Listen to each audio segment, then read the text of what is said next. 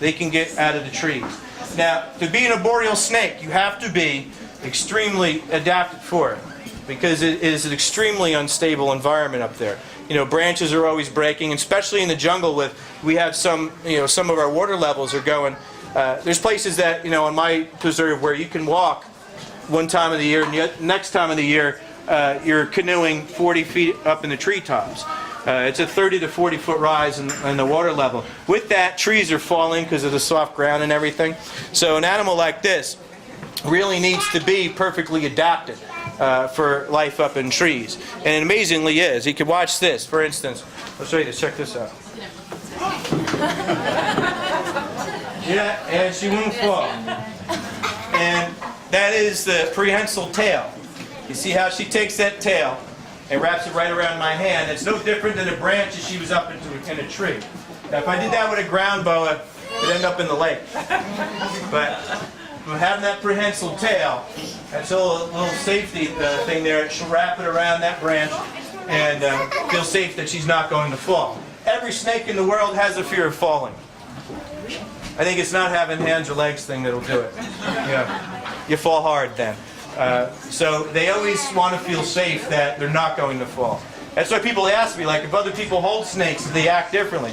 Quite honestly, this animal is so instinctual that if it feels comfortable around people, if it feels comfortable around me, it would feel comfortable being held by you.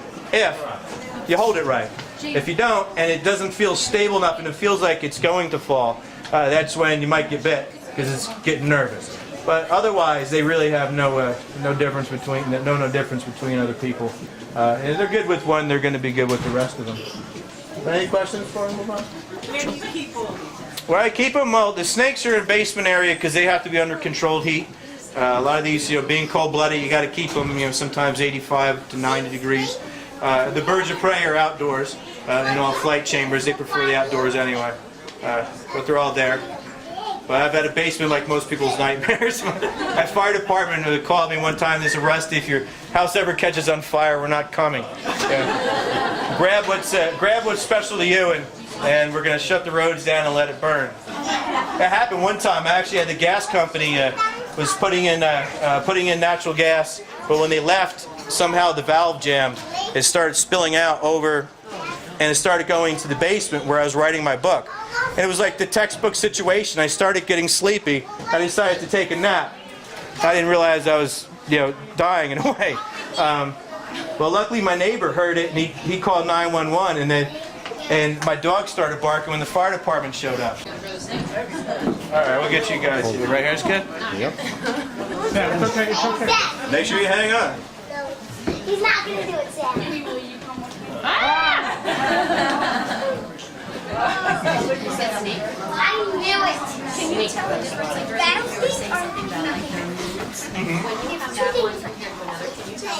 Do they have different personalities? Yeah, definitely different personalities. The way you really tell the difference between them is a lot in the movements. Here it's a very fluid movement.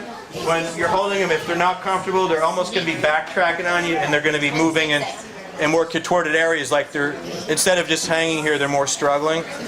And then you, of course, by the telltale hissing, and that's usually a giveaway. But a lot of it, like this is a very comfortable pose here, just like it was up in a tree.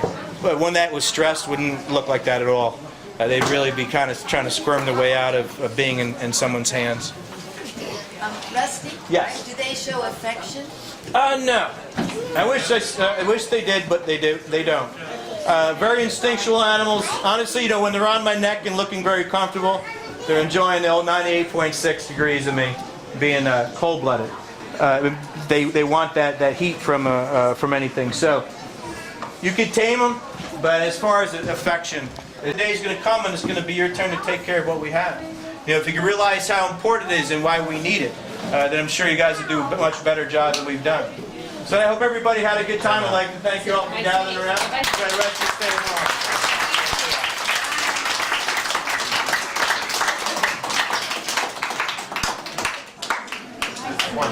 Okay. Really? Let's go, Kirby.